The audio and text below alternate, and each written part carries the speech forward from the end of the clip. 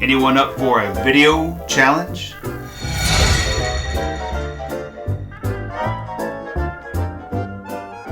Hello my friends, and welcome back for another DJI Pocket 2 style review. Now we're going to do some video stuff, what it's basically built for, against the GoPro HERO 9, the GoPro HERO 7, and the ZV1, which is this guy right here I'm filming on right now. So I'm gonna head out to the park, through the woods a little bit. I mean, not really woods, but through a path. Okay, let's just get to the point. Let's get to the video footage, and we'll come back and we'll discuss what we find out. Enjoy. GoPro HERO 9. DJI Pocket 2. Let's take a walk.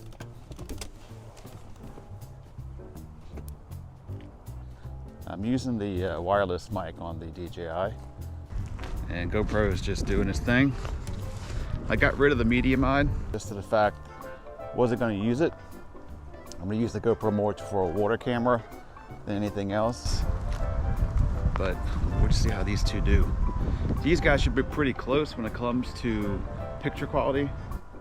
I have the GoPro on GoPro color. I have the normal on for DJI. I have it on low for sharpening. They don't give you an option for that. And standard 24, 4K on both, horizon leveling, and the wonderful gimbal.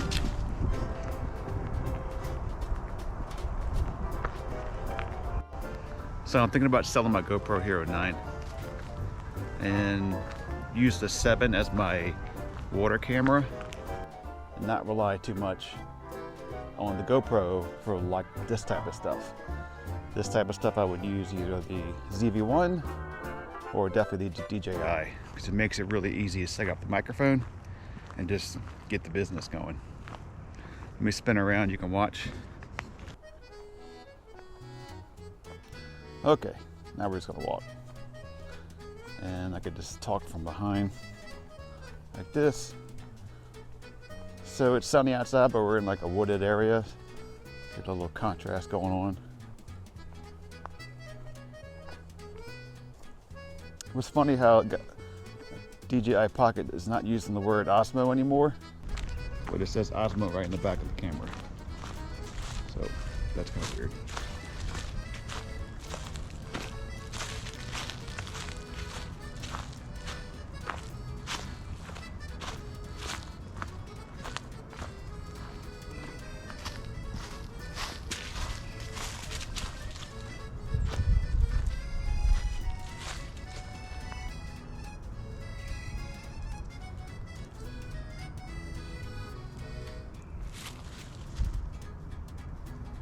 What I see the difference is between these two. Daylight, bright sunshine, they both do awesome. When it gets a little bit darker, or in type of indoor stuff, GoPro falls apart. DJI will hold on a little bit longer. With that little bit bigger sensor and being on a gimbal, it's not relying on digital stabilization but kick in, which really gets ugly when it gets darker. So if you just plan to be outside with these things all the time, bright sunshine, GoPro is where you need to be, especially you're on the beach, something like that, where it can get wet. Very more easier to just grab out of your bag, hit record, throw it back in your bag, and have a care. You're gonna handle the DJI a little more gently because of the gimbal, putting it back in its case, all that kind of stuff. But you can tell DJI really put a lot of thought into the small details. Like when you put the wide angle lens on, you turn the camera off, it will allow you to pull the lens off, and as soon as you pull it off, it goes back and flips back around so you can put it back in the case. I got spoiled with the 9, having the little bottom attachment, not needing a case or a cage, and I didn't bring it for the 7. Now obviously the downfalls of the 7 are going to be with audio, especially up against the wireless microphone. I expect that. But check out the colors, and I'll put the 7 and 9 together 2. I want to take a look at that also to see what the colors look like. But the thing about the 7 versus the 9 is the touchscreen and just the responsiveness of the camera itself. It's when GoPro put their own chip in it for the first time, and unfortunately it's still using the same chip, but they're making it do a lot more work, so it's having trouble with the screen being sensitive enough to responsive enough for you. But the 7, man, you play with the 9 long enough, you get out the 7, yeah, it's a little bit older, man, does it really respond well.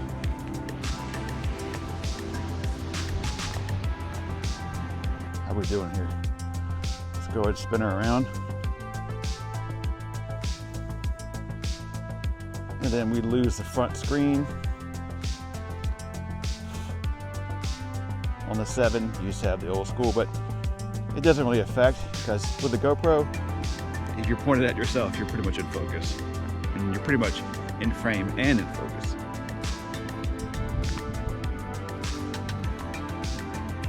How's that backlight treating me?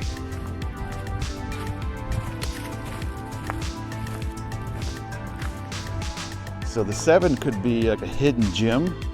I saw them on eBay for like $175, $150 if you could find some lower ones, but what a steal. And it's so much smaller than the 9. Until you play with it, the 7's like a little bitty thing. Let's do a little turn. So this could be my setup right here. The Pocket 2 for all this kind of business. We're on dry land. The 7 for all my water stuff. And if it gets destroyed or lost, it's not like it's going to end of the world, or I lost a $400 camera. I lost 150, 175 bucks. So. I sold a lens on eBay recently, and let me tell you, they're charging a lot. So the lens went for $850, $20 shipping, and I got charged $117 from eBay. I tried to sell it on other sites. Yes, I did. I tried to sell it on Facebook Marketplace, DP reviews on the forum page. I didn't get any movement for a while, so I put it on eBay, and I guess that's why you pay the big bucks on eBay to get it if you want to get it moved. A little wind action going on now. Spin back around.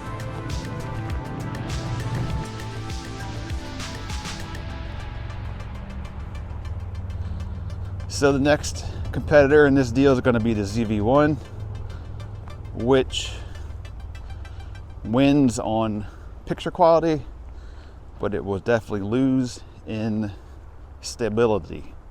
But my plan is to film this with no stab on the camera, and I'm going to edit it in Catalyst and just produce that out. I'm not going to even show you with it not stabilized, because you don't want to see that.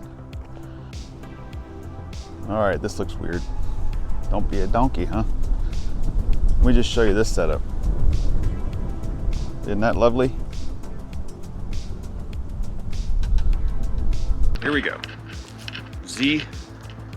ZV1 DJI Pocket 2. I'm going to try to stable this in Catalyst. So I'm sure it's disgusting right now, but it will get better. I do have the wide angle lens on, like I said, on the Pocket, and it's got a little bitty hair or fuzzy on the corner, but hopefully it's not coming out in the camera. My hand's shaking holding this gimbal thing up. I got the audio just on the camera itself for the Sony, so you can't compete with the wireless. It's interesting about the new Sony, the new wireless one they have out. It's like 220 bucks, 230 bucks. If I was just rocking and rolling the ZV1, I'd probably get it, but not with the Pocket. So the ZV1 is my main camera for product reviews. So over the top, filming the product itself does a great job. I don't have to give that big camera out and set it up with a big tripod. A lot lighter, a lot easier to use. So the ZV1 is not going anywhere. That's its main job. I wouldn't film like this. So that's the thing about the Pocket, right? Look at this. You walk and talk, you do your thing, you show around, you're on vacation. If you get this out, it screams goober. It screams like, oh, look at yourself, filming yourself like a moron. So you can hold it out with your hand, and I would hold it out with this. This is a little ridiculous, this thing here, but I would just use a smaller tripod. Now I do have one coming in the mail from, is it Iron Key? It's a copy off of the Sony's, where it's got the Bluetooth. I think it's got Bluetooth. Yeah, it's got the remote on it also, so you can walk away from it and use it that way. But come on, track me. What's the heart mean? Is that like a, oops, wrong way. Wrong way, there you go. Come back. So, how's it doing? Is it on follow mode? What's it on? Tilt lock now. FPV, follow. So, let's look at the dynamic range, how it adjusts for the lighting.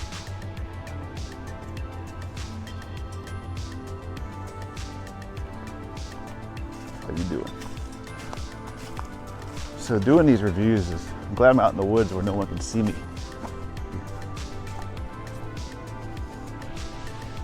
Gotta watch the Sony, make sure I keep it stable enough to fix it. All right, so let's turn around and walk.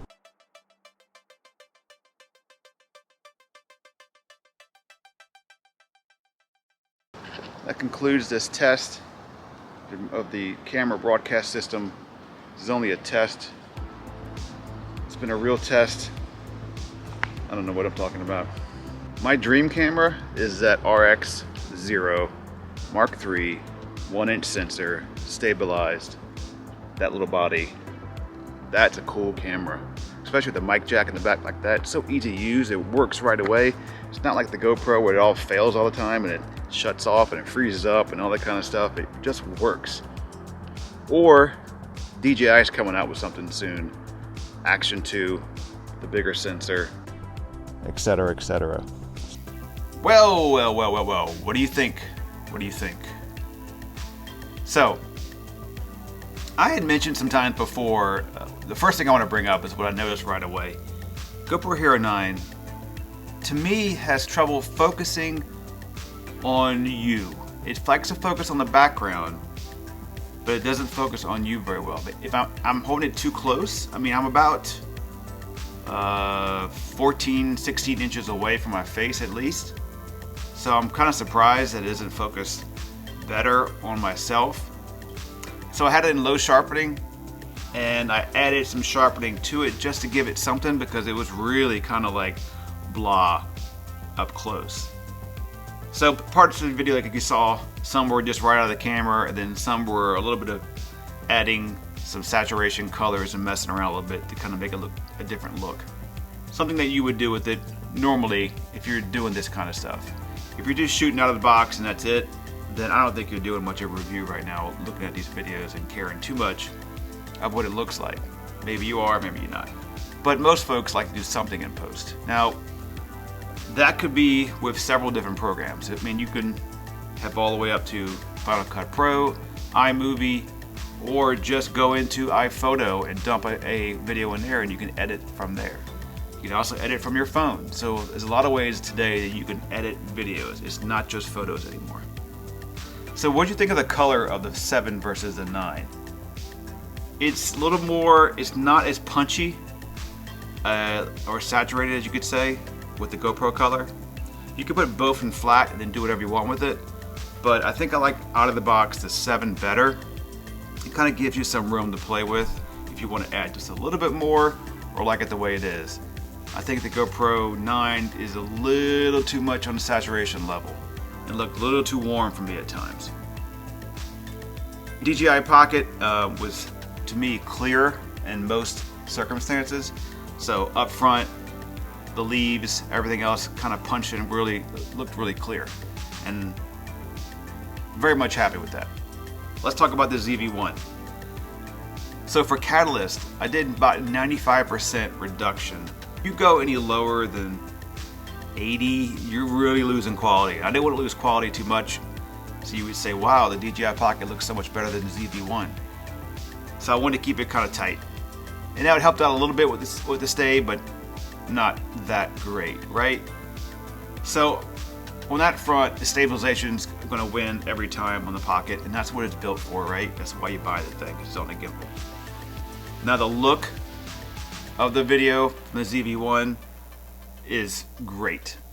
With the blurry background, it's a little bit blurry background with the Pocket, but not that much. Nowhere as near as the ZV-1. That we are all getting used to these GoPros and the Pockets having such a smooth, non-smooth gimbal look that we are getting spoiled rotten when it comes to stabilization. So when we see any type of jitter, we're like, why did you put it on the gimbal? Why didn't you use this? That's how I'm feeling about it right now. Overall, I love the performance of the DJI Pocket 2. I have a lot more testing I want to do with it. It's got so much it can do with its motion time-lapse and its time-lapse and its slow motion that there's a lot more to explore. If you like these videos, please subscribe for more. I'm going to do some more Pocket stuff. If you have something that you want to see in the video that you're wondering about for the Pocket 2, go ahead and leave a comment below.